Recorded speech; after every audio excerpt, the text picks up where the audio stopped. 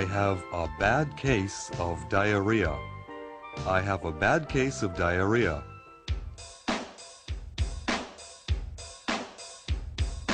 I have a bad case of diarrhea. I have a bad case of diarrhea. I have a bad case of diarrhea. I have a bad case of diarrhea.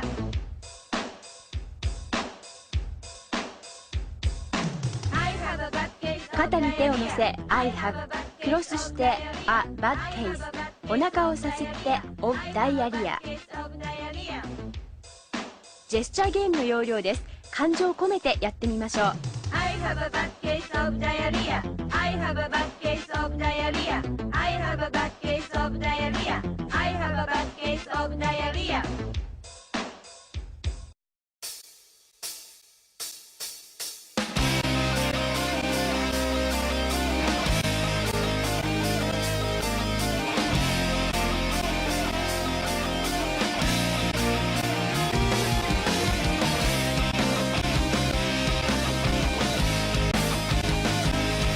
Salut à tous et bienvenue dans Gaijin TV épisode 8. C'est bien, tu suis, c'est pas trop mal. Bon, alors, aujourd'hui, on a décidé de faire plus court que la dernière fois. On va quand même parler dans l'actu. D'abord, tu vas nous parler, tiens, dans l'actu de... Nanya Monia. J'ai du mal, hein. Ouais, là, t'as trop de mal, hein. Nanya Monia. Voilà. Ensuite, dans l'actu, on va vous parler d'une sortie récente du Capital. Je vais essayer de faire une incruste sur la main, c'est pour essayer parce que on l'avait. Et on l'a perdu. Non, tu l'as perdu. Je l'ai perdu, ouais. Hein C'est perdre un manga. Écoutez, si quelqu'un le retrouve, qui téléphone au 0800, enfin je sais pas, un avis de recherche on va faire parce que Ouais. complètement paumé. Bon, ceci dit, ça veut pas dire qu'il est pas bien. Hein.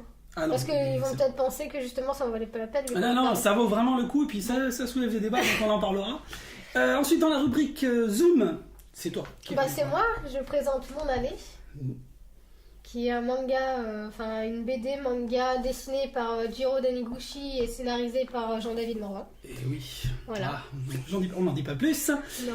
Et dans la rubrique culte, on va parler d'un animé des studios Ghibli, sorti en 1988, qui est Le Tombeau des Lucioles, l'anime le plus gay au monde. Hein, donc on va pouvoir, on va en parler, ça va être très sympa. Bon allez, on lance l'actu. Allez. Tout de suite, Actu. actu.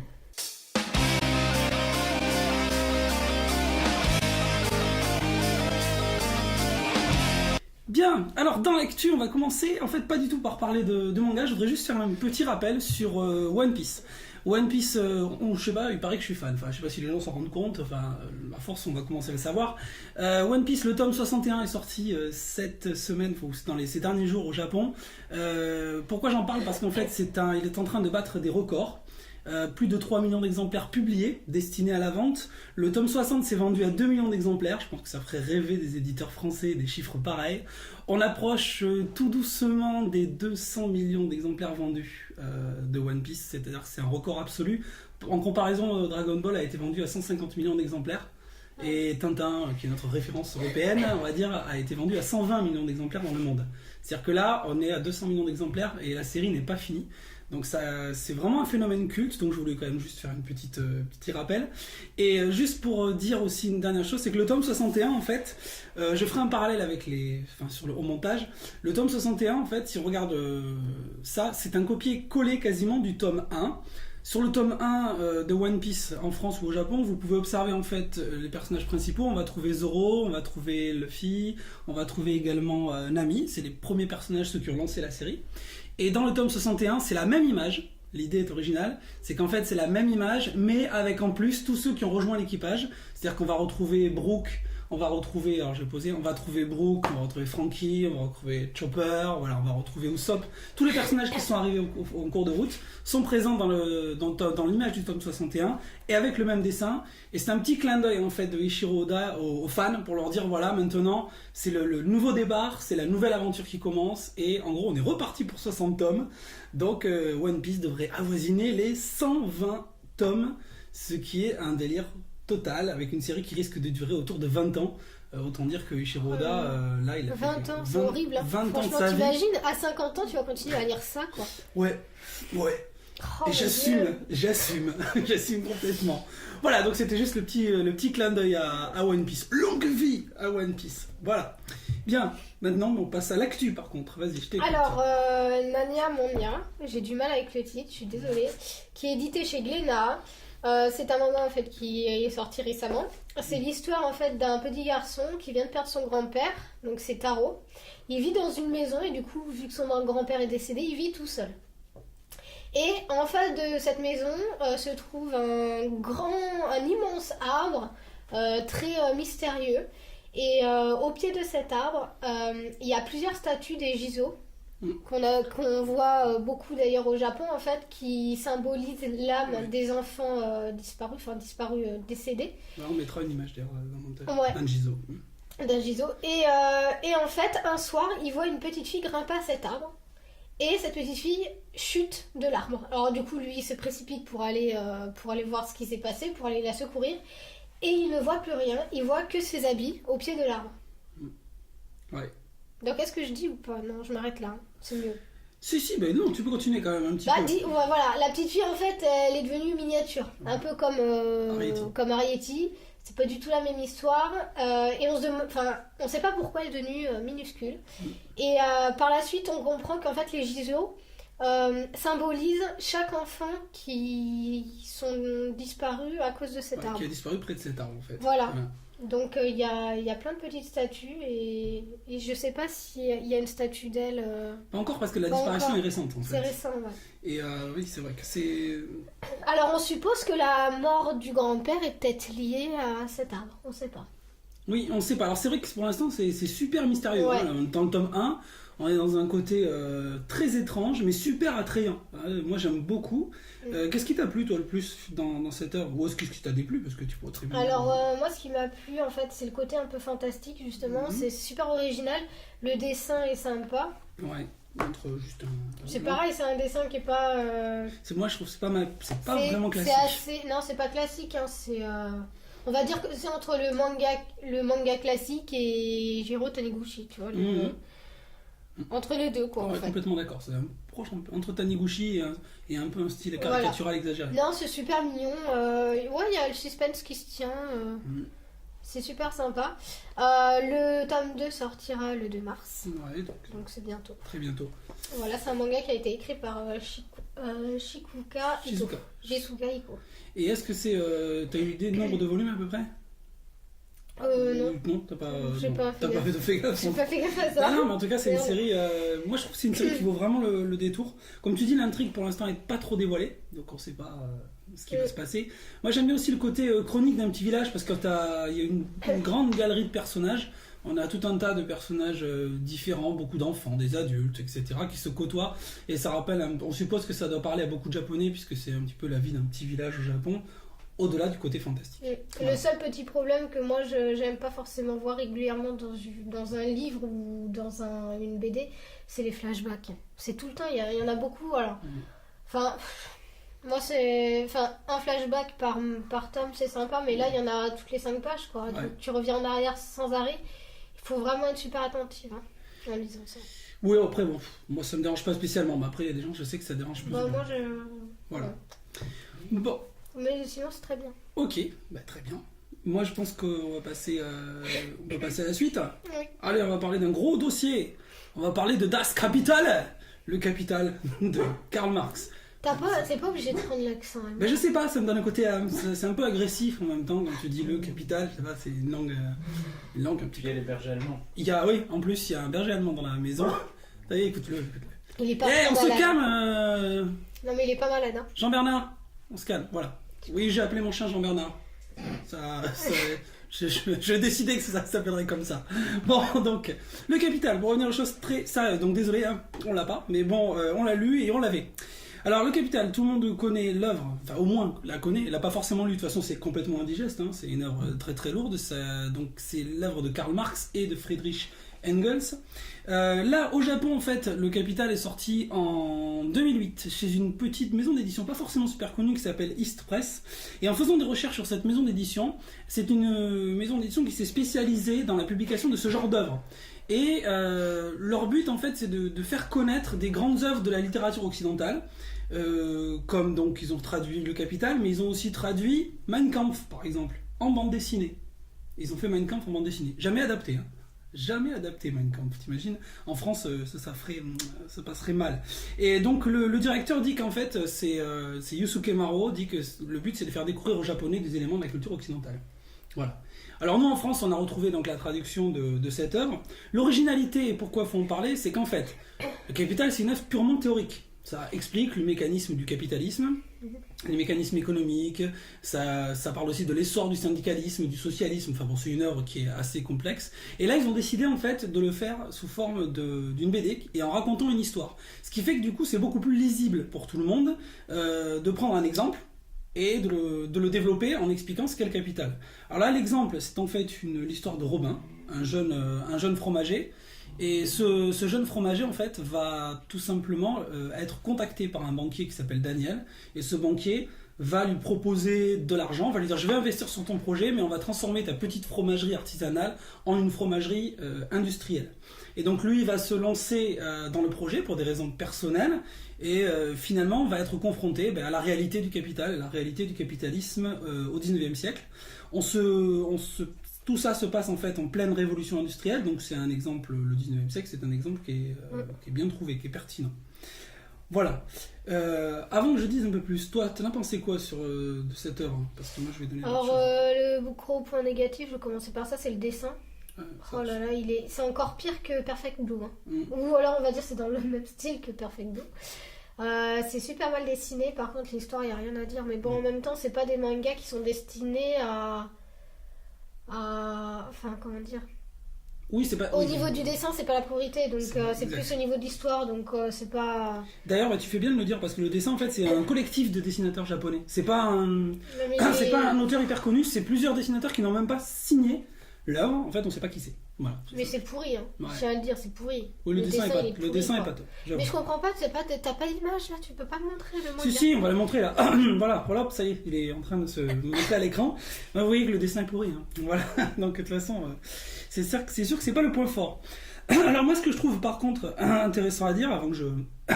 Pardon, c'est que j'ai lu beaucoup de choses sur Internet, avec des blogs ou des journaux qui disent énormément de bêtises sur cette œuvre.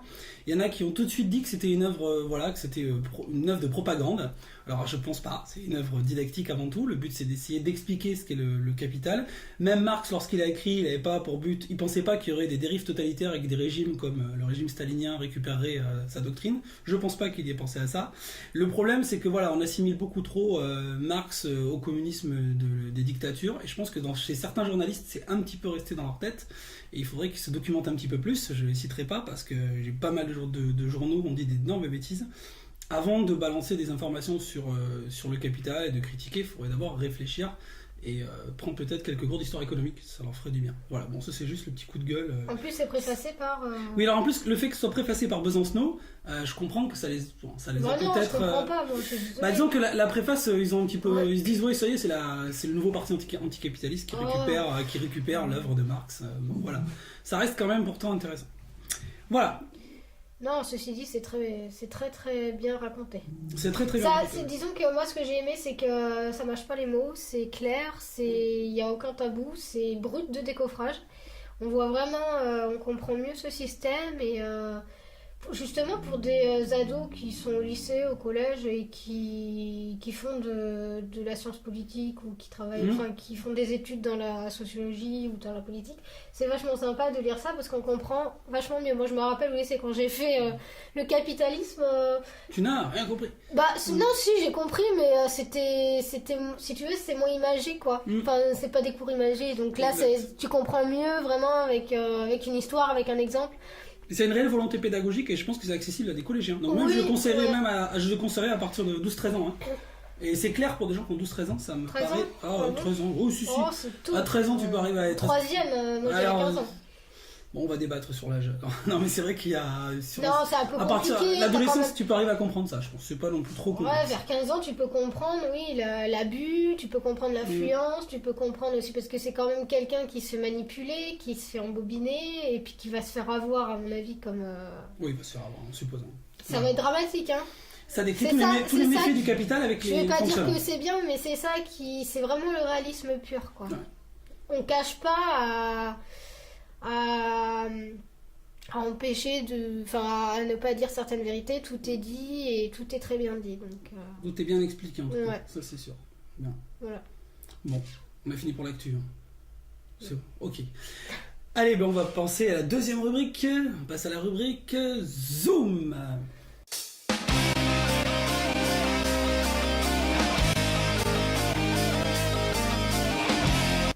Allez, ça va. Zoom, vas-y, c'est à toi. Alors, tu veux nous parler de quoi? Mon année, qui est une... je vais dire que c'est un mélange de BD franco-japonaise. Enfin, ouais, voilà, une BD franco-japonaise. C'est joli, je trouve. Oui, c'est très... Mais c'est ça. Pourquoi? Parce que c'est vrai que ça se présente plus sous la forme d'une BD française. Mhm. Et c'est dessiné par un japonais. C'est une collaboration entre un japonais et un français. Je trouve ça génial, le principe, je trouve ça génial parce que c'est vraiment... Ça permet, tu vois, de montrer que justement les deux styles peuvent se mélanger et peuvent travailler ensemble. Donc c'est génial. Pour revenir à l'histoire, en fait, c'est très particulier. C'est aussi pour ça que j'ai décidé de la présenter, ça me tenait vraiment à cœur. C'est l'histoire d'une petite fille de 8 ans, Capucine, qui est atteinte d'une trisomie 21. Donc elle a une maladie mentale. Et comme pour un certain pourcentage des trisomiques, ça ne se voit pas forcément sur le faciès. Donc il y a des trisomiques, ça se voit au niveau du visage. Il y en a d'autres, ça se voit pas. C'est-à-dire, voilà. Non mais attends. Tu sous-entends que... Attention, hein.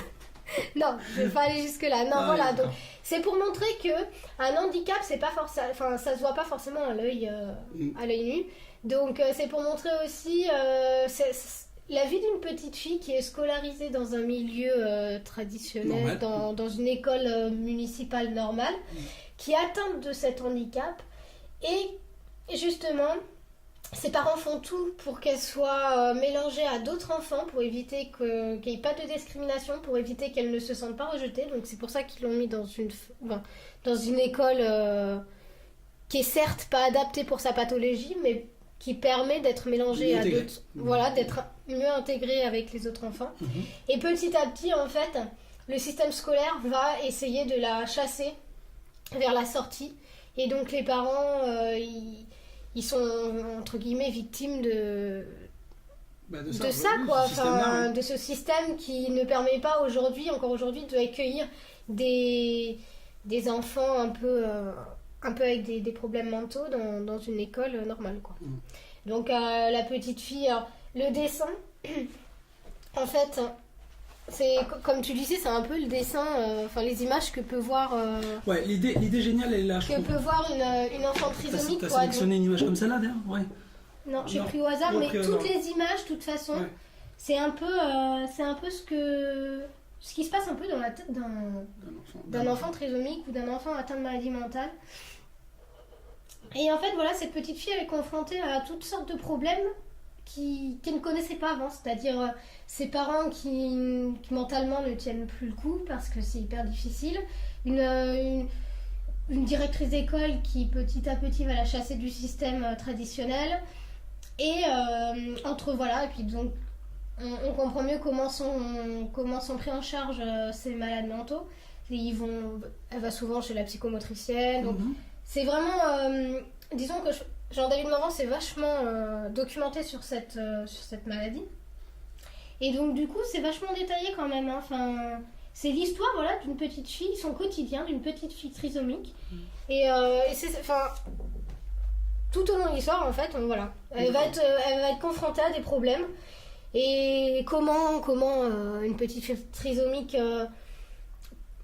peut percevoir les problèmes de ses parents, tout ça. Donc ça raconte vraiment cette histoire-là, comment elle voit les choses, comment elle interprète les choses. En plus, on voit souvent que dans la BD qu'elle se fie beaucoup au ton qu'emploient les gens, aux gestes, à leur attitude. Il y a beaucoup de c'est pas forcément, voilà, c'est qu'elle ressent plus avec les gestes, avec toutes ces attitudes que peut avoir une personne, que ça va pas, qu'elle est malade, qu'elle est déprimée, donc en réalité, voilà, c'est son quotidien à elle, c'est qu'elle comprend pas vraiment ce qui se passe, mais elle l'interprète à sa façon. Donc c'est super, moi c'est une histoire qui m'a vraiment touchée.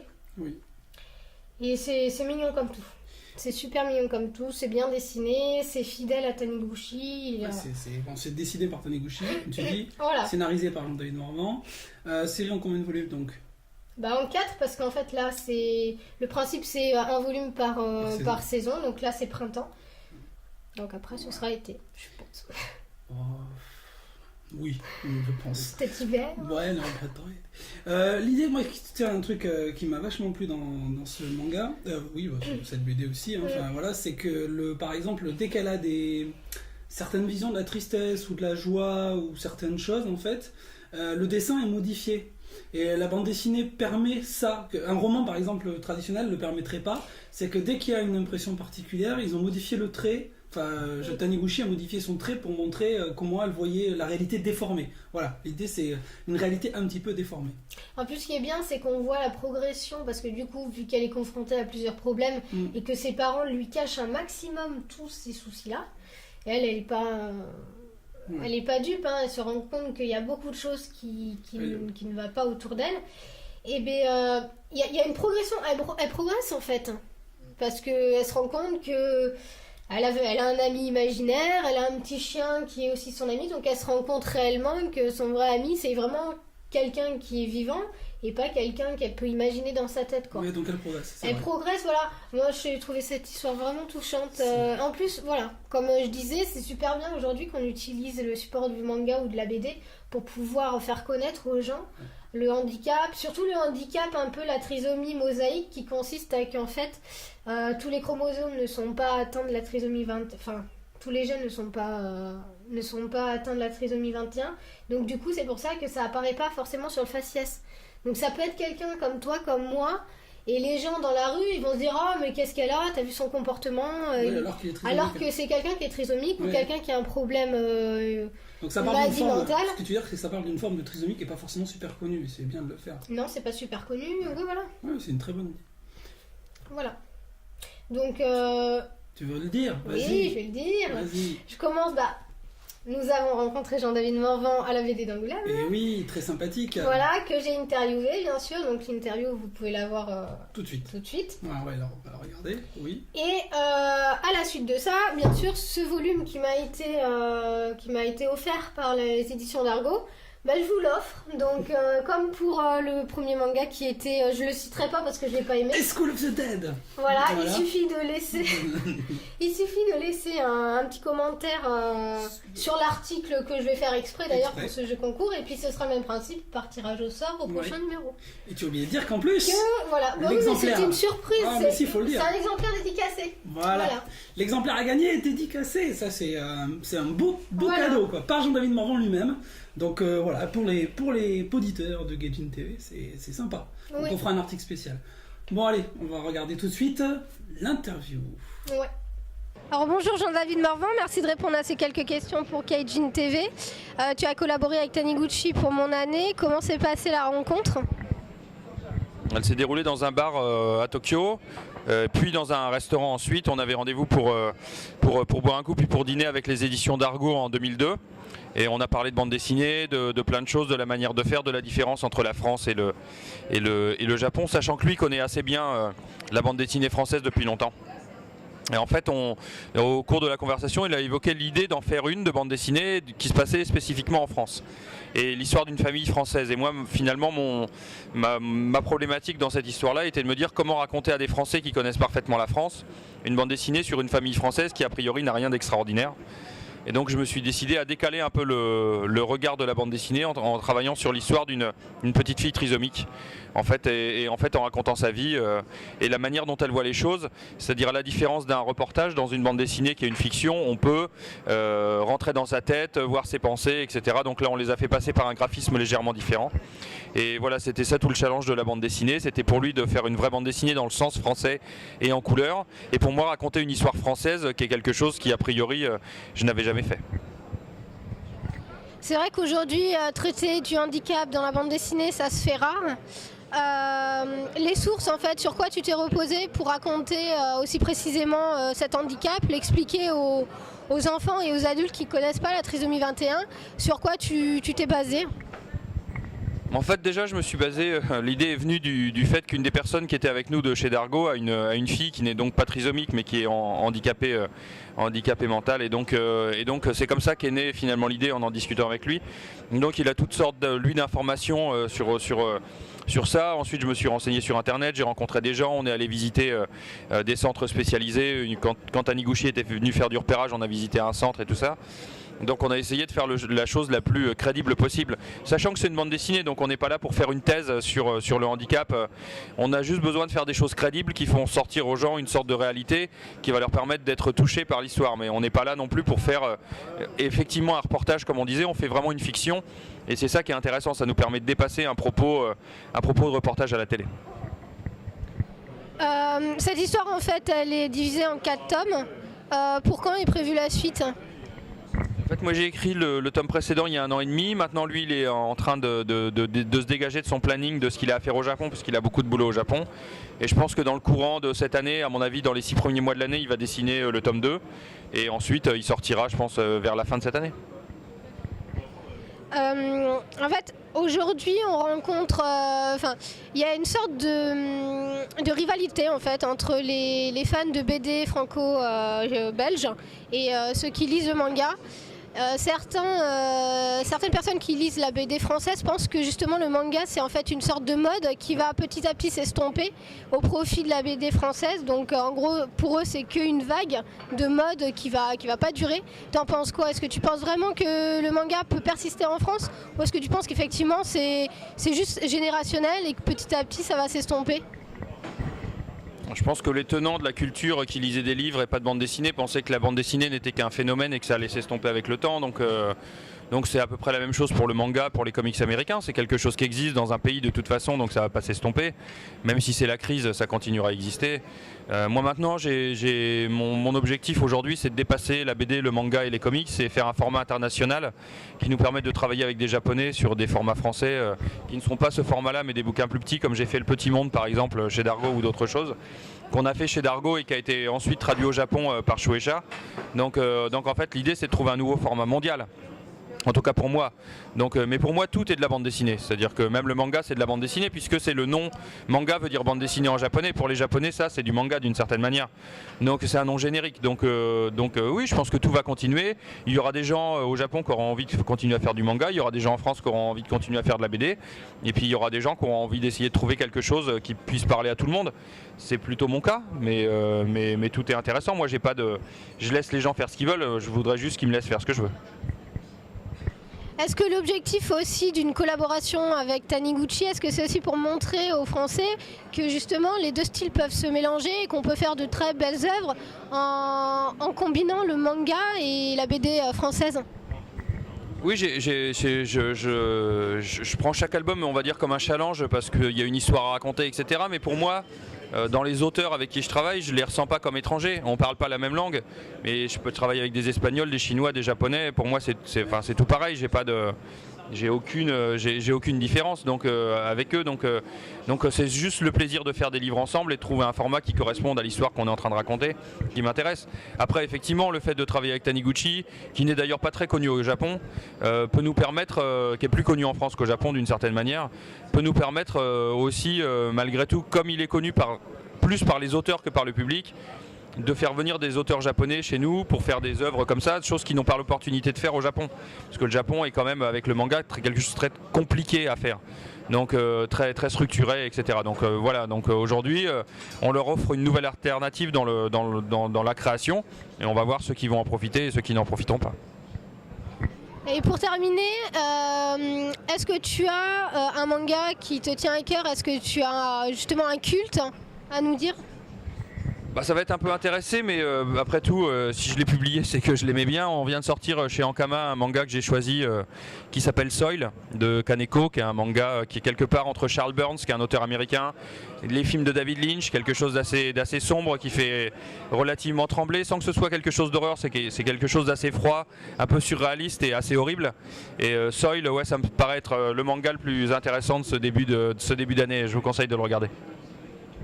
Voilà, merci d'avoir répondu à ces questions. J'attends la suite avec impatience, donc voilà, merci. Merci Jean-David Morvan, en tout cas c'était une interview Très intéressante. très sympathique. Et bien maintenant nous allons passer à la dernière rubrique, c'est la rubrique culte.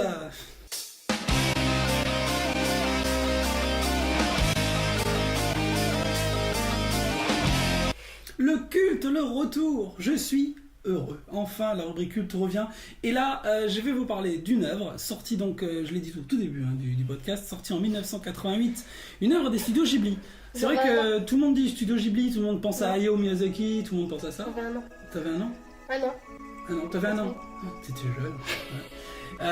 C'est sorti de façon en France, il est sorti qu'en 96, si tu veux. 88 au Japon, il a fallu 8 ans avant que ce soit sorti en 96, je crois. Il est sorti ça. Ouais, il est sorti, il a été diffusé pour la première fois au cinéma que 8 ans après le Japon, donc on était en retard. Le tombeau de Luciole, donc de Takahata. Takahata, c'est un copain à Miyazaki, c'est un des premiers des studios Ghibli, dont je voulais en parler parce que finalement c'est vrai que Ghibli on connaît que Miyazaki, mais là il y a aussi d'autres œuvres, en tout cas c'est l'œuvre la plus connue de Takahata. Alors ça parle de quoi, le tombeau de Luciole? C'est en fait l'histoire de deux enfants qui vivent à Kobe dans un premier temps. Leur père est parti à la guerre, ils vivent avec leur mère, mais manque de chance, la ville de Kobe est bombardée régulièrement, et un jour, par les bombes incendiaires américaines en fait, et un jour leur mère va mourir dans un bombardement, et ils vont être obligés d'aller dans la campagne, enfin pas dans la campagne, je crois qu'ils vont vers une ville côtière, ils vont se retrouver en fait recueillis par une tante qui va donc au départ les recueillir, les accepter. Et finalement, très vite, cette tante va se retrouver extrêmement méchante, va se comporter comme une mégère, et vu qu'il y a la pénurie pendant la guerre au Japon, on va leur faire comprendre qu'ils sont un peu un fardeau pour elle, et ils vont décider de s'enfuir, de fuir la maison. Alors on est en pleine guerre, en pleine pénurie, le plus grand a 14 ans, la petite fille a 4 ans, ils vont se réfugier dans une sorte d'abri dans lequel justement viennent vivre et mourir des lucioles. D'où le nom en fait, le titre, le tombeau des lucioles. C'est une histoire donc qui est très poignante, très émouvante, puisqu'elle montre en fait toute la difficulté de la guerre pour tout le monde, mais en particulier pour deux enfants. Donc c'est encore une fois un thème fort. On a parlé dans la balade de Yaya, on a parlé dans plein. Enfin, je veux dire, c'est toujours l'innocence et l'enfance confrontée à la guerre. C'est un anime qui est tout sauf drôle. C'est un drame, il faut bien le dire, sans raconter l'histoire. C'est une histoire qui est donc quand même très très difficile, mais qui est magnifique, extrêmement émouvante. J'ai apprécié particulièrement la métaphore de Luciole, ces créatures qui vivent finalement très très peu de temps. Le tombeau de Luciole, c'est un petit peu aussi le tombeau de ces enfants qui, à peine nés, doivent affronter les difficultés de la réalité, de la guerre, de la vie, et vont pas mourir, vont être confrontés à la mort. Voilà, je n'en dis pas plus. C'est donc une histoire qui est fortement pour moi recommandable et recommandée, mérite sa place dans la rubrique culte parce que ça fait partie des plus grands animés produits par le Japon. Tu l'as vu? Oui, je l'ai vu. Alors, juste pour revenir, en fait, la petite fille elle décède suite à une maladie. Tu spoil la mort. Non, mais il faut le dire, c'est pas maladie, suite. Malnutrition. Elle n'a pas été victime d'un bombardement. Non, c'est le manque d'hygiène. Manque d'hygiène, malnutrition par la vieille, la vieille légère. Non, c'est parce qu'après, quand ils s'enfuient, ils mangent plus. Enfin, voilà, quoi. Ils crèvent de faim, quoi. Ils ont plus grand chose. Et quand. Oui, je ne vais pas dire la suite, ok. Non, c'était génial. Oui. C'était génial. Ouais. On a du mal à pas écraser une petite larme. Hein. Oh non, moi je l'ai pas écrasé, mais bon, enfin. Non, mais toi tu n'es pas aussi sensible que moi. Enfin, moi j'ai une certaine émotion en moi. Ça reste un animé, hein. Et alors? On peut être touché par un Oui, animé. non, mais c'était très émouvant, mais bon, de là à pleurer quand même. C'est un magnifique. Donc moi je le recommande encore une fois, je le dis, je le répète. Regardez le tombeau des lucioles, bon sang, mince. Bon, en même temps, ça reste un animé, mais bon, c'est ce qu'a vécu des milliers d'enfants en période de guerre. Donc. Ouais, mais. Il n'y a pas tant d'animés que ça qui le racontent. Si vous en connaissez, dites-le nous. Mais moi, j'en connais peu. Et en tout cas, ce qu'il le raconte aussi bien. Très peu de mangas avec la qualité et de BD parlent de choses comme ça. Donc, alors, t'en as, mais t'en as ouais. Par rapport à toutes les BD et tous les mangas qui sortent, ça reste une minorité encore. Ouais, il y a Tsukasa Ojo, tiens, qui est connu, qui s'appelle Tsukasa Ojo, vous connaissez peut-être, c'est celui qui a fait City Hunter, Cat Size, etc. Qui dans les histoires courtes, il a écrit un recueil d'histoires courtes où justement un de ses thèmes c'est les enfants qui traversent la guerre. Voilà, c'est rare quoi. Ça reste quelque chose d'assez rare. Quoi. Ouais, il y en a pas beaucoup. Mais les Japonais en parlent de plus en plus quand même de cet épisode qui a été très difficile pour eux. Voir un petit peu la guerre aussi côté japonais, c'est pas mal. On n'est pas trop habitué. Voilà. Et ben, t'as autre chose à dire, en rajouter? Bah non, rendez-vous pour le tirage au sort au prochain numéro. Tu dis ça bien. J'espère qu'il y aura beaucoup de participants. Ouais. Ok, et ben écoutez, merci de nous avoir téléchargé encore une fois. Rendez-vous dans Gaijin TV épisode 9 très très bientôt. Allez, sayonara. Salut. 今日一番ハッピーだった人は誰ですかそう尋ねられても誰もわからないけれど世界で今日一番ハッピーだ Bon, alors, ben écoute, c'est parti, on va y aller. Tu veux encore chaud ou pas? Oui, c'est bon. C'est bon? Il n'y a Non. pas de. Voilà. Là! Ah, il fait Justin Bieber. Oh ouais, c'est horrible. Justin Bieber. Baby. Bon, allez, c'est parti.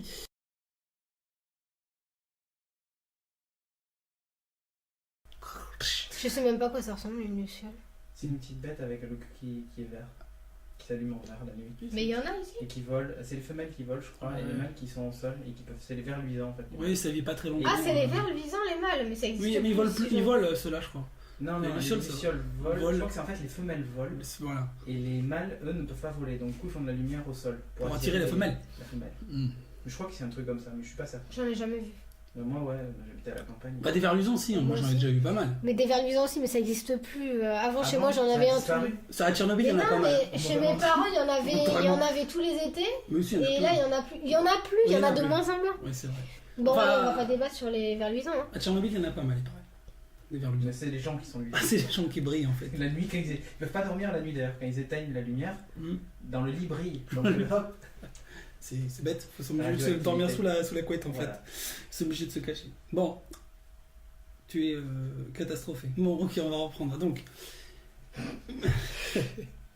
Allez. attention, je compte 1, 2, 3. 1, 2, 3.